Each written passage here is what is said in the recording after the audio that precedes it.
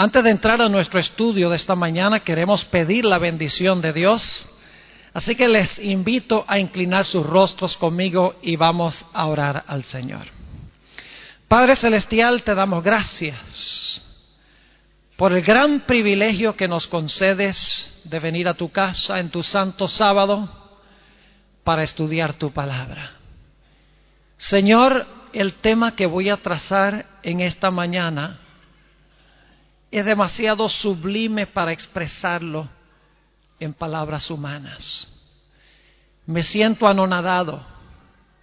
Te pido, Señor, que limpies mis labios, que me des pensamientos claros, para que yo pueda trazar, aunque sea un poco, las maravillas de tu salvación.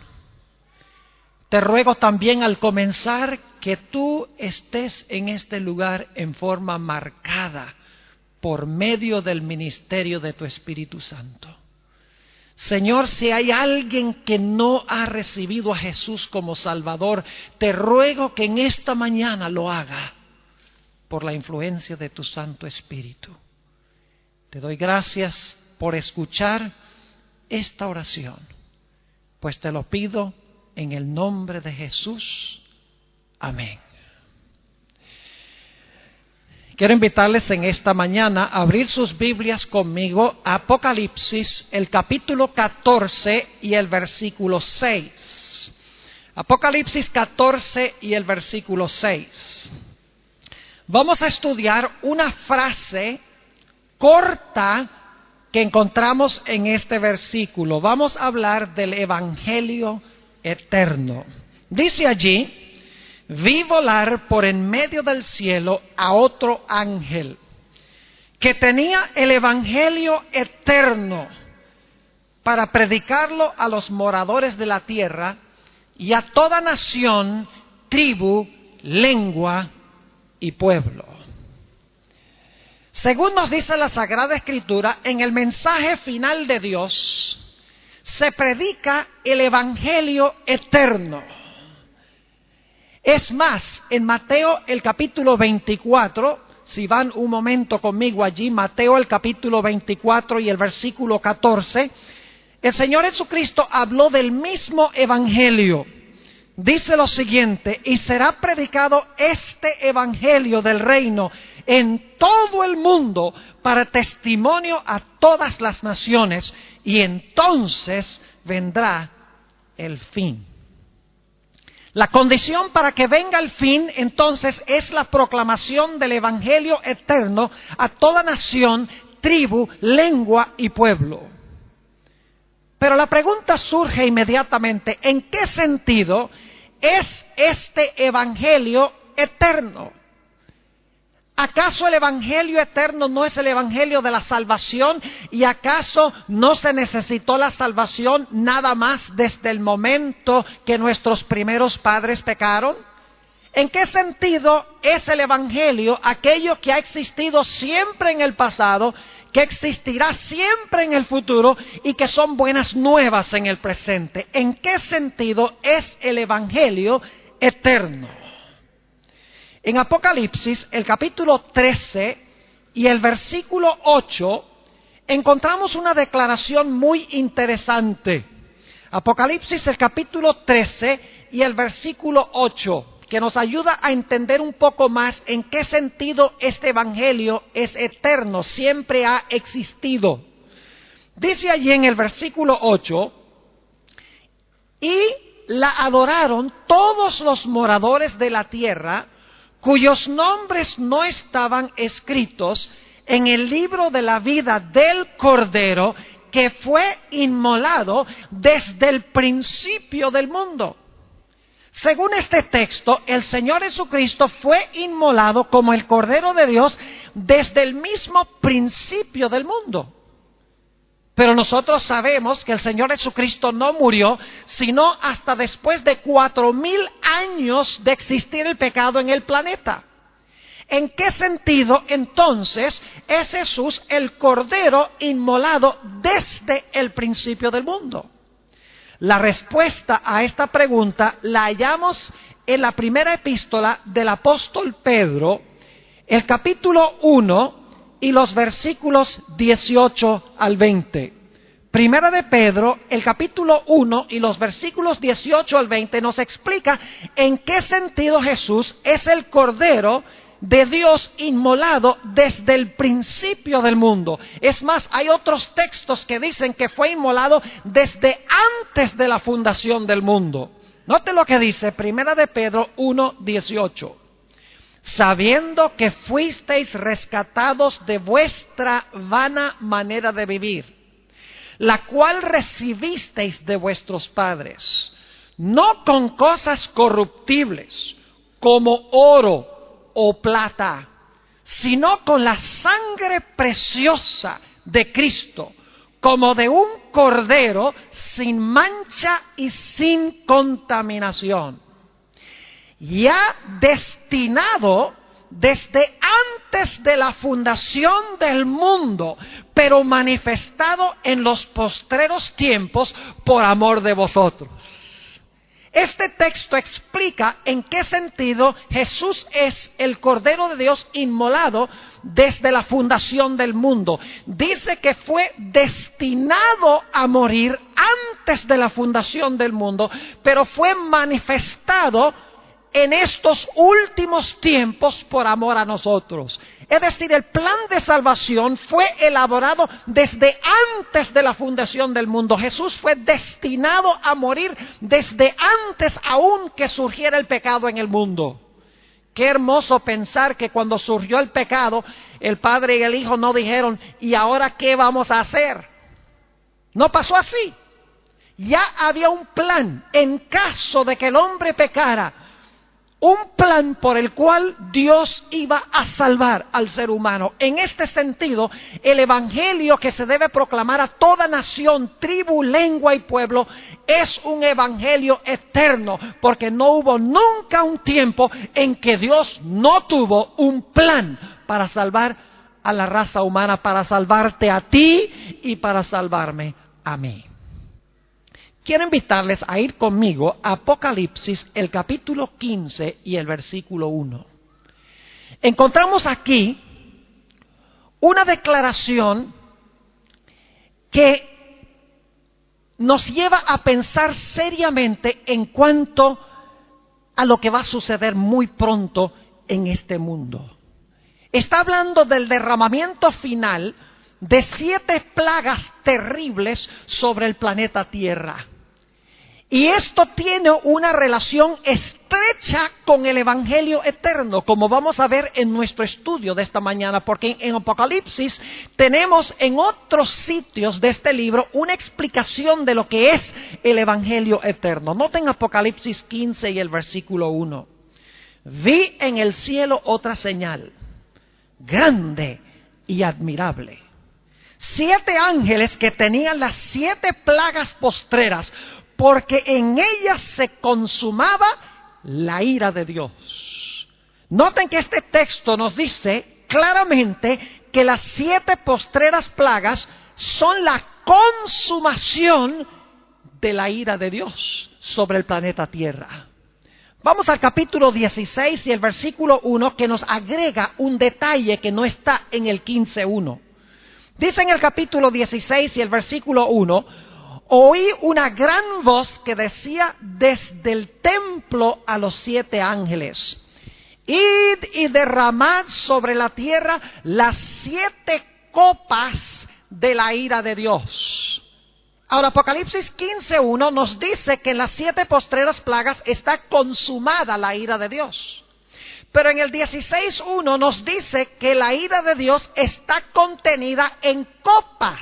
Y de las copas se va a derramar la ira de Dios. Es decir, la consumación de la ira de Dios se va a derramar de 7 copas. Ahora vuelvan conmigo a Apocalipsis 14, 9 al 11, y vamos a ver otro detalle que no menciona ni siquiera el capítulo 15:1 ni el 16:1. Apocalipsis 14 y el versículo 9. Y el tercer ángel lo siguió diciendo a gran voz: si alguno adora a la bestia y a su imagen, y recibe la marca en su frente o en su mano, Él también beberá del vino de la ira de Dios. Y sigue diciendo que ha sido vaciado puro en el cáliz de su ira, y será atormentado con fuego y azufre delante de los santos ángeles y del Cordero. Y el humo de su tormento sube por los siglos de los siglos, y no tienen reposo de día ni de noche los que adoran a la bestia y a su imagen, ni nadie que reciba la marca de su nombre. El detalle adicional que se da aquí en Apocalipsis 14, versículo 9 al 11, es que lo que está en las copas, aquellos que han rechazado a Cristo van a tener que beberlo. Así que juntando Apocalipsis 15:1, Apocalipsis 16:1 y Apocalipsis 14:9 al 11, notamos que en las 7 postreras plagas es consumada la ira de Dios. Esas 7 plagas están contenidas en copas, y Dios va a derramar las copas, y aquellos que se perderán van a tener que beber la ira de Dios que se encuentra en las copas. Ahora, en el libro de Apocalipsis se dice que hay 2 grupos de personas que estarán en el mundo cuando Cristo venga. Estarán los salvos y estarán los perdidos. Los que reciban el sello de Dios y los que reciban la marca de la bestia. Pero inmediatamente nos preguntamos, ¿por qué razón un grupo es salvo y el otro grupo está perdido? Claro, recibieron el sello de Dios o la marca de la bestia, pero ¿acaso todos no eran pecadores? ¿Acaso todos no merecían beber la copa de la ira de Dios? Aún los salvos fueron pecadores, los impíos son pecadores. ¿En qué sentido hay una distinción entre los salvos y los pecadores si todos en realidad en un momento u otro fueron pecadores? ¿No merecen todos, por ser pecadores, beber las copas de la ira de Dios? La Biblia tiene la respuesta de por qué el grupo de los salvos no beberá las copas de la ira de Dios. Pero para entenderlo necesitamos regresar a la experiencia de Jesús que se encuentra registrada en los evangelios. Quiero invitarles que vayan conmigo al libro de Mateo, el Evangelio según San Mateo, el capítulo 26. San Mateo, el capítulo 26, y quiero empezar la lectura en el versículo 38. Mateo, el capítulo 26 y el versículo 38. Para darles un poquito de contexto, aquí el Señor Jesucristo ha ido con sus discípulos al huerto del Getsemaní. Se ha ido a un lugar un poquito retirado con 3 de sus discípulos, Pedro, Andrés y Juan. Y el Señor Jesucristo les dice a sus discípulos algo que le da a ellos terribles presentimientos en cuanto a lo que viene.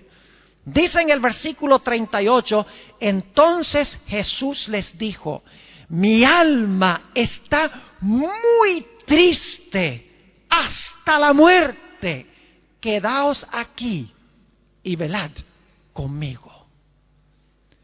El alma de Jesús cuando fue al huerto de Getsemaní estaba llena de agonía y de tristeza y de sufrimiento. ¿Por qué razón?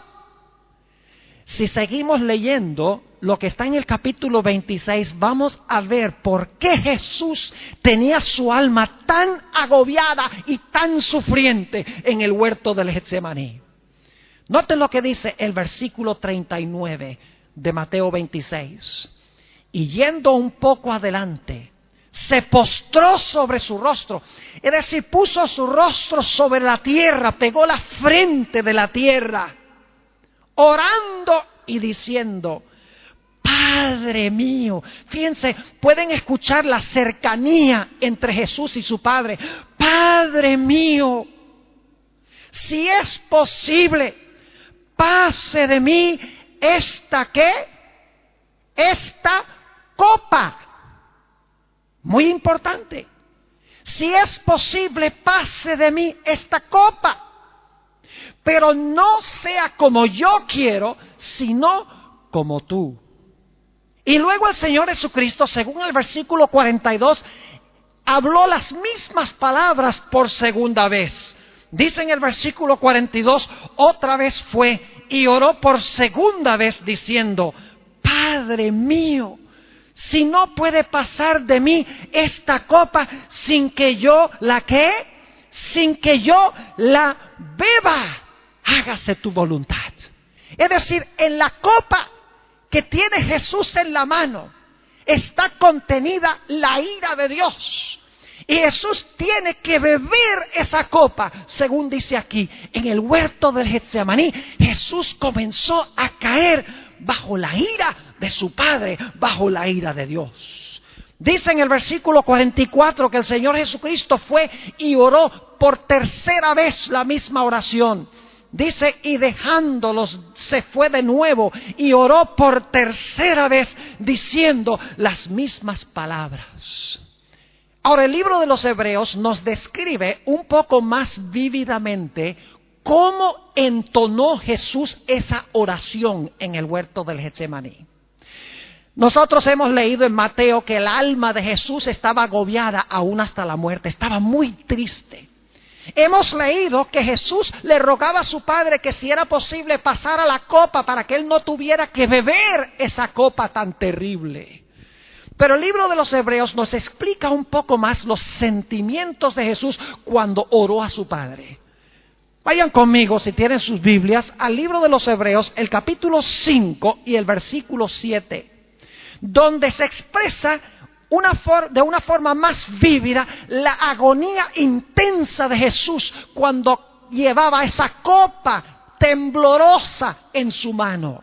Dice en Hebreos 5 y el versículo 7, y Cristo, en los días de su carne, es decir, mientras estuvo en la tierra, ofreciendo ruegos y súplicas con gran clamor y lágrimas al que le podía librar de la muerte, fue oído a causa de su temor reverente. Fíjense la descripción tan vívida de los sentimientos de Jesús mientras tenía esa copa en su mano. Dice que ofrecía ruegos y súplicas con gran clamor y con lágrimas. La agonía de Jesús se describe aún más en el Evangelio según San Lucas, el capítulo 22 y el versículo 44. Una experiencia que nosotros difícilmente podemos comprender, porque es una angustia tan terrible que nos dice la Biblia que el Señor Jesucristo en el huerto de Getsemaní inclusive sudaba gotas no de agua sino de sangre. Lucas 22 y el versículo 44 dice, y estando en agonía, fíjense la descripción, estando en agonía, oraba más intensamente. Y era su sudor como grandes gotas de sangre que caían hasta la tierra. Fíjense esta descripción tan vívida. Ruegos, clamor, lágrimas, lloro, tristeza aún hasta la muerte. La copa temblando en su mano, sudando gotas de sangre terriblemente. ¿Por qué razón? Porque Jesús sabía que tenía que beber la copa. Y la pregunta es, ¿quién es el que le dio la copa? San Juan, el capítulo 18 y el versículo 11 explica quién le dio la copa a Jesús. Casi incomprensible esto. Dice en San Juan, el capítulo 18 y el versículo 11, Jesús entonces dijo a Pedro, mete tu espada en la vaina. La copa que el Padre me ha dado, ¿no la he de beber? ¿Quién le dio la copa a Jesús? Según dice Juan 18:11, fue su propio Padre el que le dio la copa y Jesús tenía que beber esa copa que su Padre puso en su mano. Mis apreciados hermanos y hermanas, hermanos de la comunidad, jóvenes, señoritas, estudiantes, nosotros no podemos ni siquiera empezar a concebir cómo fue la agonía de Jesús cuando tenía esta copa en su mano, dada por su propio Padre. Podemos captar un poquito lo terrible que fue esta experiencia para Jesús cuando Jesús colgó en la cruz del Calvario. Las palabras de Jesús se hallan registradas en Mateo el capítulo 27 y el versículo 46. Difícilmente podemos entender estas palabras porque Jesús tenía una relación estrecha, íntima con su Padre. Y ahora, mientras colgaba en la cruz, su Padre retrajo su rostro de Jesús. La comunión íntima que habían tenido durante el ministerio del Maestro ahora no existía. El Padre retrajo su rostro de Jesús porque Jesús estaba cargando la copa. Noten las palabras que se registran en Mateo el capítulo 27 y el versículo 46. Y tanto impacto causaron en Mateo que Mateo registró las palabras en arameo. Dice allí en el versículo capítulo 27 y el versículo 46 lo siguiente: cerca de la hora novena, Jesús clamó a gran voz, la misma expresión que se usa en Apocalipsis 14 y el versículo 6 y 7, donde dice que el mensaje del primer ángel, el evangelio eterno, debe ir a gran voz. Jesús cumplió el evangelio en la cruz y clamó a gran voz. En Apocalipsis 14, 6 y 7 dice que ese mismo evangelio se debe proclamar a gran voz. ¿Y qué dijo Jesús? Elí, Elí, lama sabactaní. Y luego Mateo explica qué es lo que significa esto. Esto es: Dios mío, ¿por qué me has desamparado? Según este texto, el Señor Jesucristo se sintió abandonado de su Padre. Y la pregunta es: ¿por qué se sentía Jesús abandonado de su Padre? Mis apreciados hermanos y hermanas, aquellos que escuchan por radio, aquellos que están viendo por televisión, déjenme decirles que la razón por la cual el Señor Jesucristo clamó estas palabras es porque el Padre había colocado sobre Jesús los pecados de toda la raza humana. Todos los pecados que se han cometido, los que se están cometiendo, los que se cometerán hasta el final de la historia, fueron colocados sobre Jesús. Es decir, Jesús bebió la copa de la ira de su Padre en nuestro lugar. Hay un libro que es en realidad uno de mis favoritos. Es la biografía favorita de Jesús, a mi parecer. Es lindo el libro, se llama El deseado de todas las gentes. Quiero leer algunas citas que encontramos en las páginas, en los capítulos titulados Getsemaní y el Calvario, para que podamos entender un poco más qué es la agonía por la cual estaba pasando Jesús. En la página 636 de este libro clásico, El deseado de todas las gentes, dice Elena G. de White: toda su vida en la tierra había andado en la presencia de Dios. Hablando de Jesús, mientras se hallaba en conflicto con los hombres, animados por el mismo espíritu de Satanás, pudo decir: el que me envió conmigo está. No me ha dejado solo el Padre, porque yo lo que a Él agrada hago siempre. Durante su ministerio, la relación entre Jesús y su Padre era estrecha. Sigue diciendo: pero ahora le parecía estar excluido de la luz de la presencia sostenedora de Dios. Ahora se contaba con los transgresores. Debía llevar la culpabilidad de la humanidad caída. Sobre el que no conoció pecado debía ponerse la iniquidad de todos nosotros. Tan terrible le parece el pecado, tan grande el peso de la culpabilidad que debe llevar, que está tentado a temer que quedará privado para siempre del amor de su Padre. Sintiendo cuán terrible es la ira de Dios contra la transgresión, exclama: mi alma está muy triste hasta la muerte.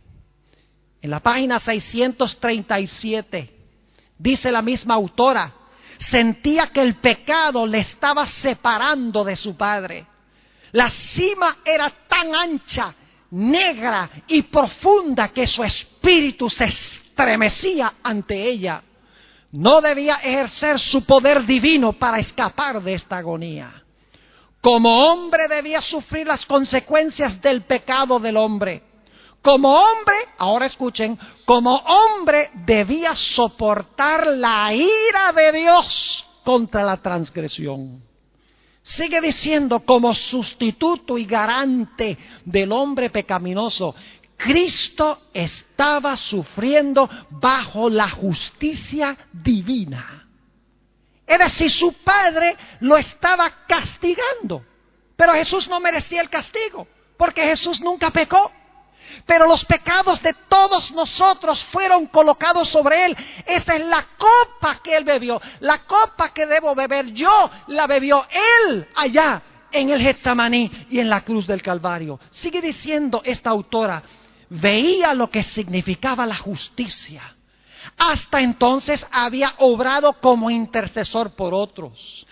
Ahora anhelaba un intercesor para sí mismo.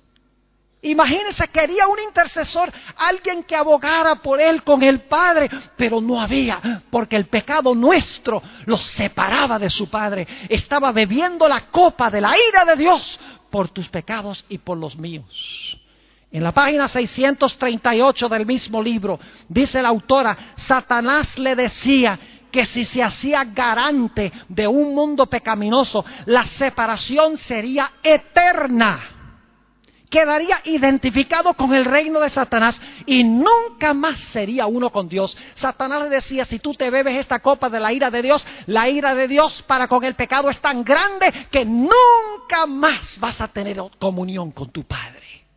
Un poco más abajo en esa misma página, dice la autora, los pecados de los hombres descansaban pesadamente sobre Cristo y el sentimiento de la ira de Dios contra el pecado abrumaba su vida, la ira de Dios contra el pecado.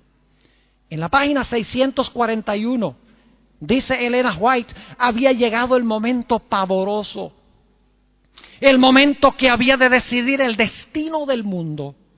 La suerte de la humanidad pendía de un hilo. Cristo podía aún ahora negarse a beber, escuchen esto, negarse a beber la copa destinada al hombre culpable. Todavía no era demasiado tarde. Podía enjugar el sangriento sudor de su frente y dejar que el hombre pereciese en su iniquidad. Podía decir, reciba el transgresor la penalidad de su pecado y yo volveré a mi Padre. ¿Beberá el Hijo de Dios la amarga copa de la humillación y la agonía? Pregunta la autora, y todos sabemos que sí lo hizo. En la página 643, mejor dicho, del mismo libro, dice la autora esto. En esta terrible crisis, cuando todo estaba en juego, cuando la copa misteriosa temblaba en la mano del doliente, los cielos se abrieron, una luz resplandeció de en medio de la tempestuosa oscuridad de esa hora crítica, y el poderoso ángel que estaba en la presencia de Dios, ocupando el lugar del cual cayó Satanás, vino al lado de Cristo. No vino para quitar de su mano la copa, sino para fortalecerle a fin de que pudiese beberla, asegurado del amor de su Padre. El libro de Isaías describe la experiencia por la cual pasó Jesús. Isaías, el capítulo 53, una profecía mesiánica probablemente muy bien conocida por todos nosotros. Isaías 53 y empezando en el versículo 4 dice, ciertamente llevó Él nuestras enfermedades y sufrió nuestros dolores. Y nosotros le tuvimos por azotado, por herido de Dios y abatido. Mas Él herido fue por nuestras rebeliones, molido por nuestros pecados. El castigo de nuestra paz fue sobre Él, y por su llaga fuimos nosotros curados. Todos nosotros nos descarriamos como ovejas, cada cual se apartó por su camino. Y ahora escuchen la última frase, mas Jehová cargó en Él el pecado de todos nosotros.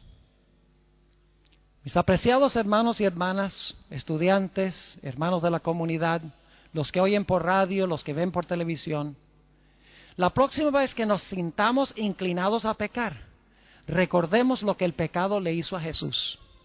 La razón por la cual el pecado no nos alarma es porque nosotros no estamos mirando a la cruz para ver lo que el pecado hizo con el Maestro.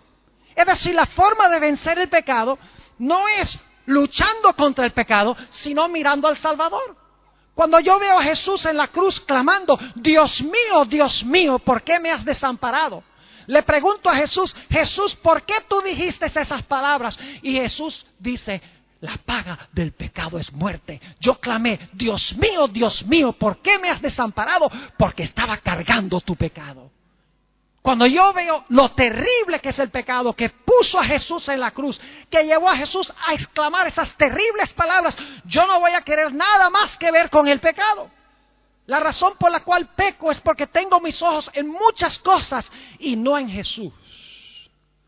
Vayan conmigo un momento al libro de Ezequiel, el capítulo 39 y el versículo 17 al 19. Ezequiel, el capítulo 39 y el versículo 17 al 19. Quiero que notemos algo muy interesante acá. La Biblia dice que al final de la historia la mayoría de los seres humanos van a beber las copas de la ira de Dios. Pero la Biblia dice que el Señor Jesucristo bebió la copa de la ira de Dios. ¿Por qué razón la mayoría de los seres humanos van a beber las copas de la ira de Dios? Sencillamente porque no recibieron a Jesús, quien bebió la copa en su lugar. Ahora, noten lo que dice Ezequiel, el capítulo 39, y quiero leer los versículos 17 al 19. Un poco de contexto aquí. Está hablando de la invasión de dos poderes que se conocen como Gog y Magog a la tierra de Israel. Pero vamos a encontrar que esto simboliza algo mucho más grande al final de la historia. Y quiero que noten que cuando Gog y Magog invaden a la tierra de Israel, Dios va a hacer algo con Gog y Magog, con los enemigos del pueblo de Dios. Dice en el versículo 17, y tú, hijo de hombre, así ha dicho Jehová el Señor. Di a las aves de toda especie y a toda fiera del campo, juntaos y venid, reuníos de todas partes a mi víctima, escuchen bien la terminología, mi víctima que sacrifico para vosotros.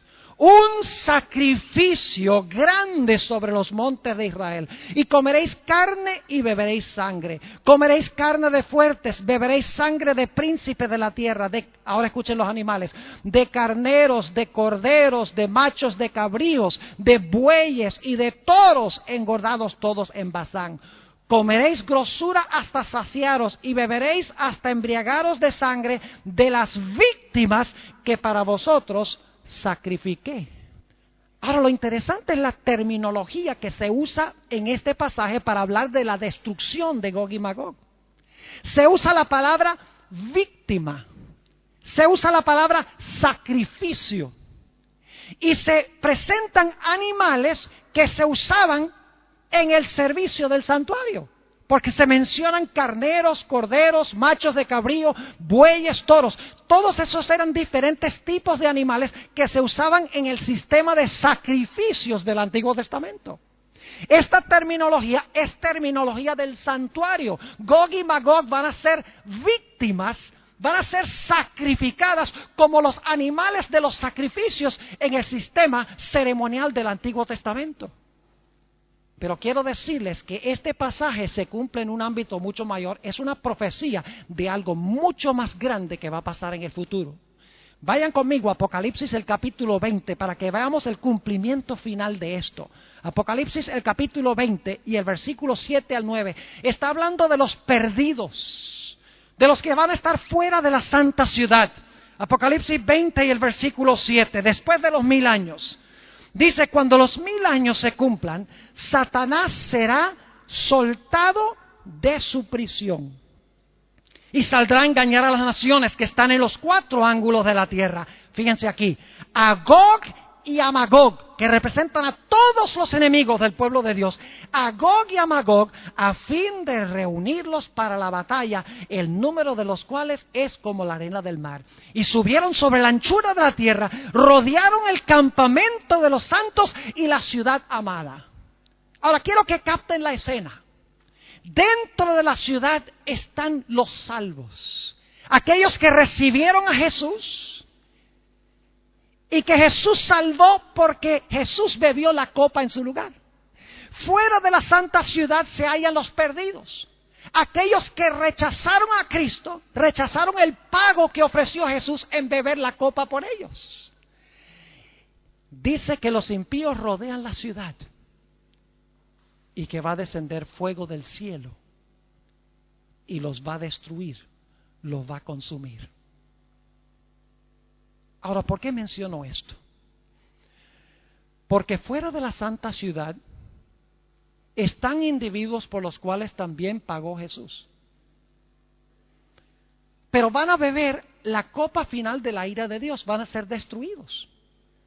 Van a ser víctimas, como dice en Ezequiel. Van a ser sacrificados como animales en el servicio del santuario. Ahora, ¿a qué me refiero? Yo quiero preguntarles, ¿cuántas formas hay de pagar por el pecado? En realidad hay dos formas. A lo mejor ustedes, cuando yo hice la pregunta, dijeron, hay una sola forma de pagar por el pecado. La Biblia dice que hay dos formas. Una forma o una manera es que Cristo beba la copa y pague por los pecados. La otra forma es que nosotros bebamos la copa y paguemos por nuestros pecados. La Biblia dice, la paga del pecado es muerte. Si yo recibo a Jesús, quien pagó la muerte que yo debo sufrir, yo me salvo.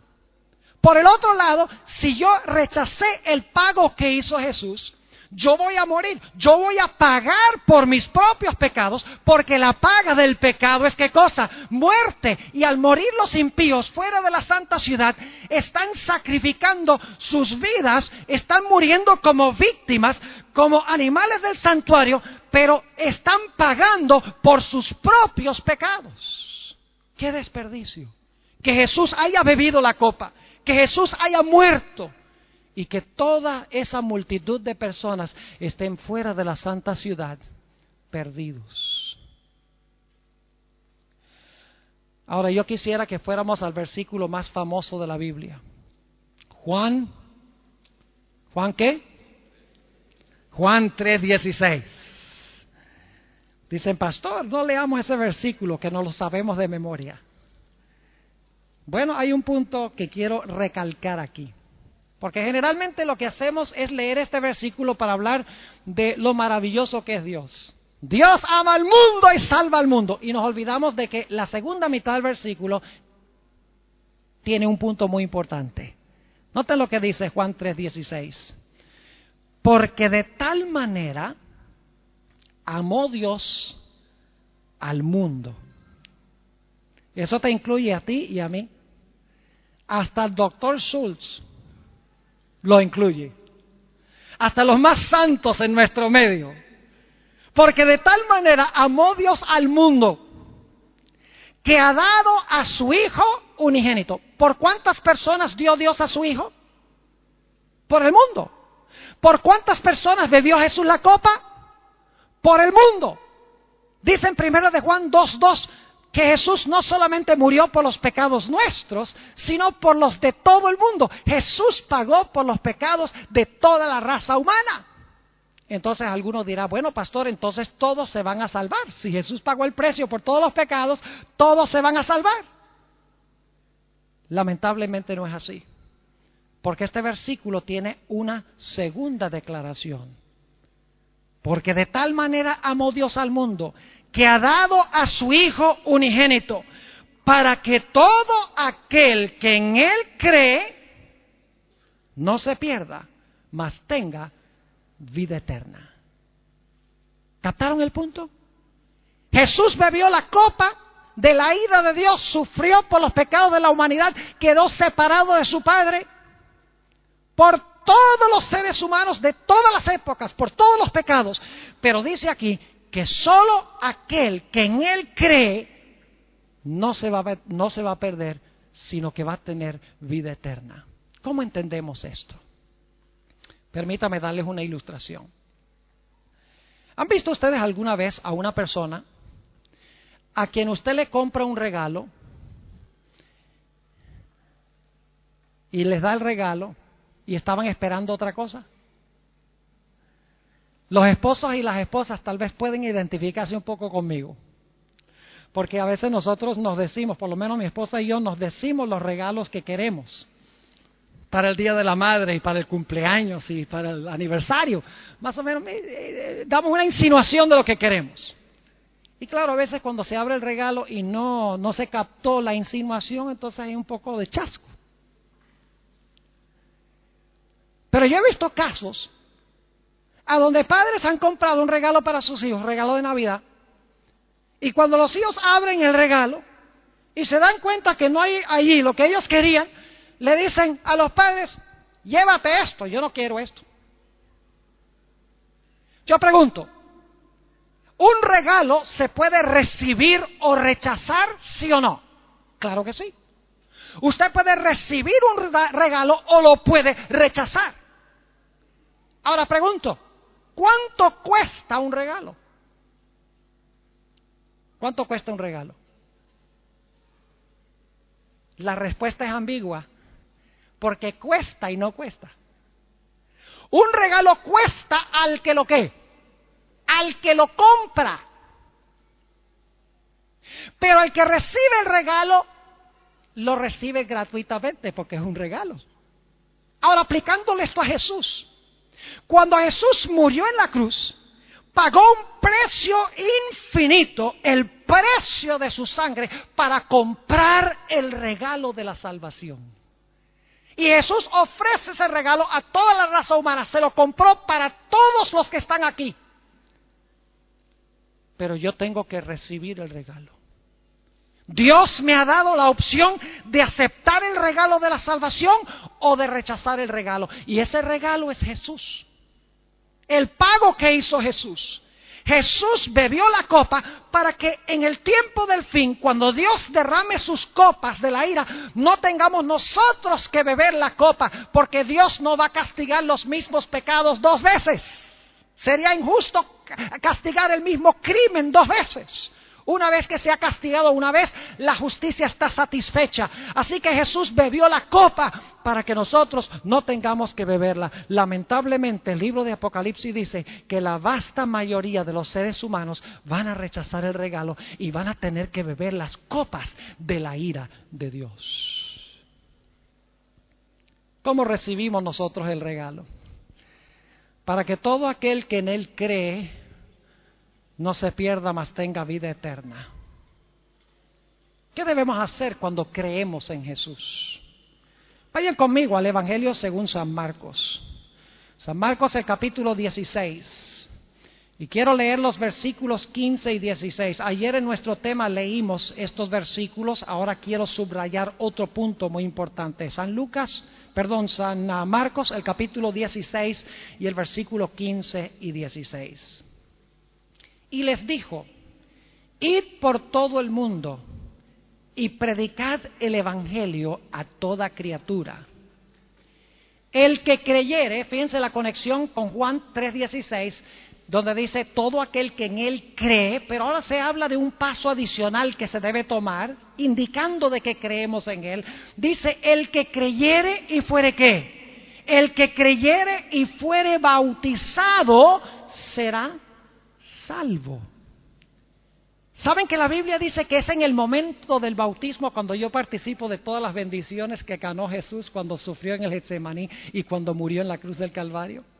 En el momento de mi bautismo, cuando soy sepultado debajo de las aguas y salgo de las aguas, Dios ya no me mira a mí, sino que me mira en Jesús. Dice: todo lo que hizo Jesús está en lugar de todo lo malo que tú has hecho. Es el momento, según la Biblia, cuando yo soy adoptado como hijo e hija de Dios. Es decir, mi creencia en Jesús se manifiesta en un acto tangible, el bautismo. Cuando me bautizo, en ese momento soy adoptado. Es la ceremonia oficial de adopción como miembro de la familia de Dios. En ese momento Dios me mira a mí como si nunca hubiese pecado. Porque no me mira a base de mis terribles pecados, sino, como dice la Biblia, soy acepto en el amado. Qué gloriosa experiencia ofrece Dios a aquellos que reciben al Señor Jesucristo el regalo. El Evangelio eterno sencillamente significa que Jesús pagó para que yo no tenga que pagar. Jesús murió para que yo no tenga que morir. Jesús sufrió para que yo no tenga que sufrir la ira de Dios en estos últimos días cuando sea derramada la ira de Dios. Jesús sufrió para que yo me pudiera salvar en su reino. Ahora quiero que vayamos por un momento, ya llegando al final de nuestro tema en esta mañana. Quiero que vayamos al libro de Génesis. Es un libro favorito mío. He dedicado muchas décadas al estudio de este libro. Y quiero decirles que yo creo que toda doctrina de la Iglesia Adventista del Séptimo Día se puede comprobar del libro de Génesis. El libro de Génesis no es solo un libro de historias, es un libro de profecías. Si usted quiere saber de la batalla de Armagedón, tiene que estudiar la historia de Caín y Abel, porque esa es la primera batalla de Armagedón de la historia. El libro de Génesis habla del bautismo, créanlo o no. El libro de Génesis nos habla del día de reposo, nos habla de la ley, nos habla de la ley ceremonial, nos habla en cuanto a la salud, nos habla en cuanto a la familia, nos habla en cuanto al estado de los muertos, nos habla en cuanto al santuario. Es un libro que tiene una dimensión profética que hemos ignorado en gran medida. Ahora, no vine aquí a predicar sobre el libro de Génesis, lo hice en nuestra escuela, en nuestro colegio hermano de Chillán hace unos años. Pero si quieren pueden conseguir la serie Descubriendo los Secretos de Génesis, donde trazo el mensaje adventista en su totalidad desde la perspectiva del libro de Génesis. Cada historia de Génesis es una profecía.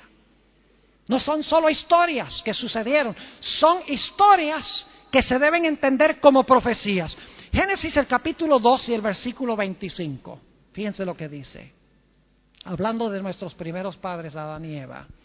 Y estaban ambos desnudos, Adán y su mujer, y no se avergonzaban. ¿En qué condición estaban Adán y Eva? En su perfección. Dice que estaban desnudos y no se avergonzaban. ¿Saben por qué? Porque no tenían vestiduras artificiales, estaban cubiertos de la gloria de Dios. Sus mantos eran mantos de luz, estaban cubiertos de un manto de luz. En su inocencia, en su estado perfecto. La Biblia nos dice, sin embargo, que cuando ellos pecaron, quedaron destituidos de la gloria de Dios. Note lo que dice Génesis el capítulo 3 y el versículo 7. Entonces fueron abiertos los ojos de ambos y conocieron que estaban desnudos. Fíjense, porque la luz se fue, estaban destituidos de la gloria de Dios y ahora se vieron desnudos. Y la Biblia dice que para tratar de resolver su situación, se hicieron delantales de higuera y taparon sus cuerpos. Pero ¿saben que eso no tapó la desnudez? Ellos mismos sabían que eso no tapaba la desnudez. La desnudez no era de cuerpo, era de alma. Y eso lo sabemos porque en el siguiente versículo, Dios viene buscando a Adán y Eva. ¿Dónde están ustedes? Y Adán y su mujer dicen, bueno, es que nos escondimos en medio del huerto porque estábamos desnudos, pero ya estaban vestidos con las hojas de higuera. Y sin embargo dicen, estamos desnudos. Es decir, la desnudez no era desnudez corporal. Ellos sabían que su alma estaba desnuda, estaban en un estado de pecado que merecía el derramamiento de la ira de Dios ese mismo día, porque Dios dijo, el día que de él comieres, morirás. Ellos sabían que la desnudez representaba alienación de Dios, significaba que estaban alejados de Dios y que ahora la ira de Dios debía caer sobre ellos. Las hojas de higuera de nada ayudaron. Así que Dios hizo algo muy hermoso ese mismo día. Génesis 3 y el versículo 21. Fíjense qué lindo esto. Dice, y Jehová Dios hizo al hombre. ¿Quién lo hizo? ¿Quién lo hizo? Jehová Dios. Jehová Dios hizo al hombre y a su mujer. ¿Qué cosa? Túnicas de poliéster. No. Túnicas de algodón. No. Túnicas de gabardina. No. Dice, y Jehová Dios hizo al hombre y a su mujer túnicas de pieles. Plural, porque eran dos personas. Túnicas de pieles. ¿Y los qué? Y los vistió. Ahora yo pregunto, ¿qué necesita suceder para que usted pueda conseguir la piel de un animal? Este es un país muy ganadero, el país de Argentina. Para conseguir la piel de un animal, el animal tiene que morir. Es decir, el mismo día que se debía ejecutar la sentencia de muerte contra Adán y Eva, porque Dios dijo, el día que de él comieres morirás. No dijo, vas a morir a los 930 años. Dijo, el día que de él comieres morirás. Ese mismo día se sacrificaron 2 corderos. Y con las pieles de los corderos se cubrió la vergüenza de la desnudez de Adán y Eva. ¿Saben lo que sucedió en el cielo en el mismo momento cuando se sacrificaron esos animales? El sacrificio de esos animales en la tierra era un anuncio terrenal de que en el cielo, en ese momento, Jesús se había presentado delante de su Padre. El verdadero Cordero de Dios, inmolado desde la fundación del mundo, desde antes de la fundación del mundo, se presentó ante su Padre y dijo, Padre, el hombre debe morir hoy mismo, porque dijiste, el día que comieres de él, morirás. Pero Padre, yo no puedo soportar la idea de que el hombre muera. Yo no puedo permitir que el hombre muera, Padre. Yo quiero que el hombre se salve, quiero que todos los seres humanos tengan salvación. Padre, ofrezco mi vida en lugar de las vidas de ellos. Padre, yo iré a ese planeta.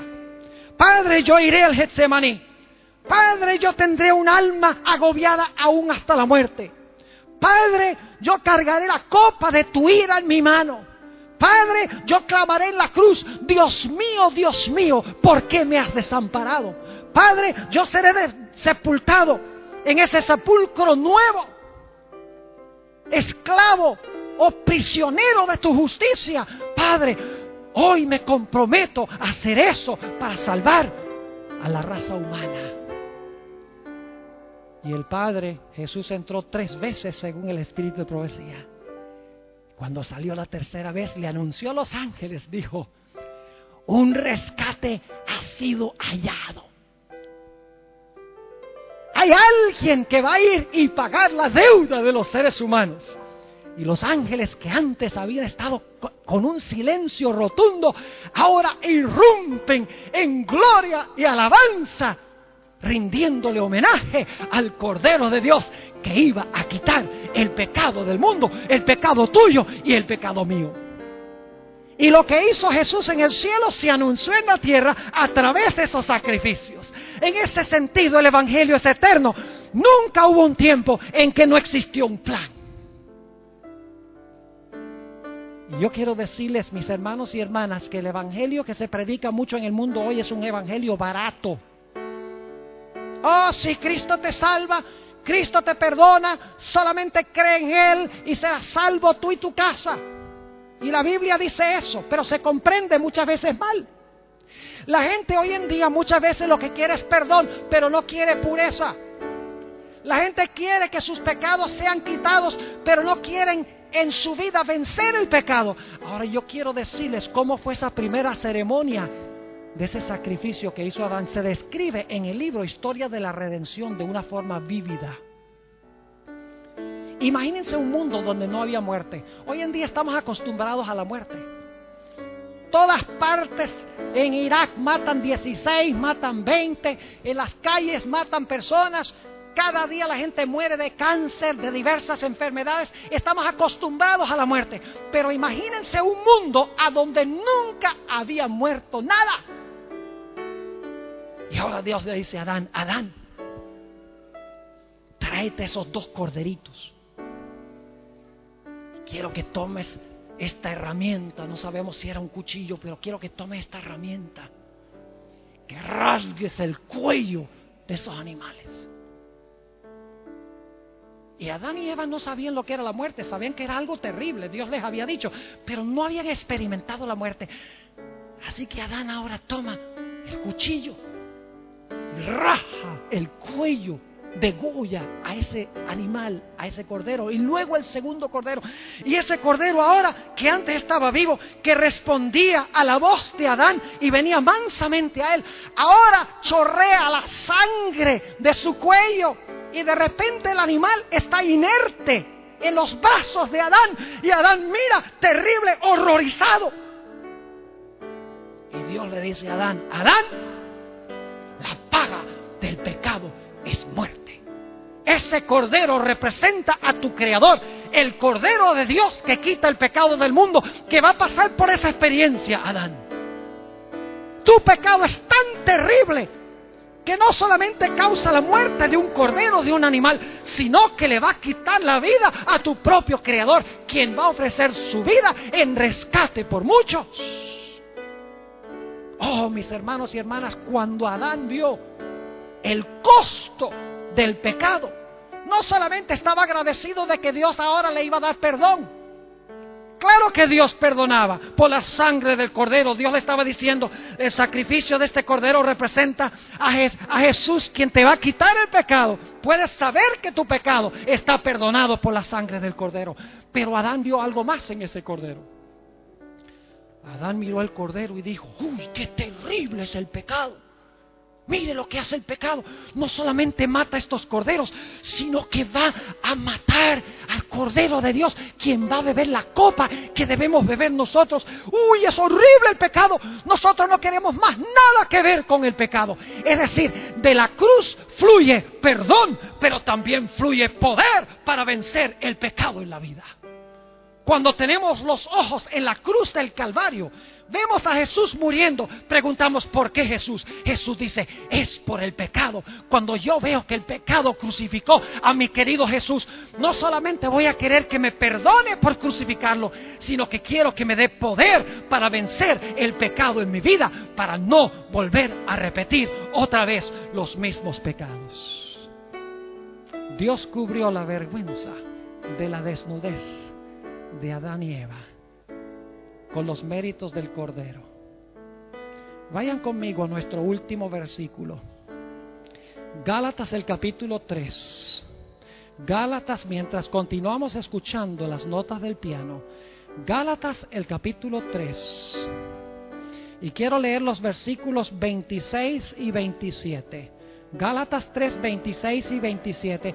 Mi querido joven, mi querida señorita, mi querido hermano de la comunidad, aquellos que escuchan por radio, aquellos que ven por televisión, no dejes pasar este momento solemne sin tomar una decisión de encomendar tu vida a Jesús a través del bautismo.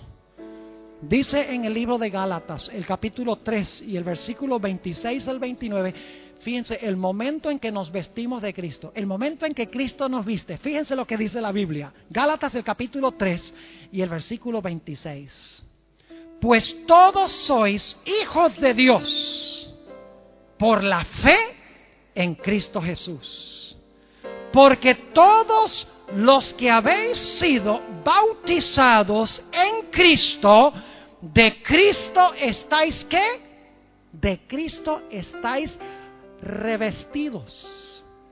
Fíjense que es en el momento del bautismo cuando Dios nos dice: ahora estás vestido de la perfecta justicia de Jesús. Es el momento cuando nos unimos a la familia de Dios. Es la ceremonia de adopción. Yo quiero preguntar en esta mañana, aquellos que están presentes en este lugar en la solemnidad del momento, ¿Cuántos de los que están presentes quieren decirle al Señor Jesucristo: yo deseo en el futuro entregar mi vida a Jesús? Lo vamos a hacer en el presente, pero en el futuro quiero prepararme para esa ceremonia oficial de adopción a la familia de Dios, cuando Cristo me vestirá completa y totalmente de su justicia. Yo quiero tomar mi decisión esta mañana de que algún día yo quiero pasar por esa experiencia. Desea levantar la mano en este momento donde quiera que está. Yo quiero y tomo mi decisión de entregar mi vida al Señor Jesús. Yo no puedo ver a los que están allá afuera porque las luces están muy brillantes, pero yo tengo esperanza de que Dios está hablando a tu corazón y que Dios te va a llevar a tomar una decisión definitiva de aceptar a Jesús y de tomar el paso necesario para unirte a su familia. Ahora, yo sé que la mayoría de los que están aquí ya son bautizados, ya son adventistas, pero yo sé que hay varios que no han sido bautizados, como dice la Biblia, sumergidos debajo del agua, porque el bautismo bíblico es por inmersión. En ese momento enterramos el pecado y salimos nuevas criaturas en Cristo Jesús.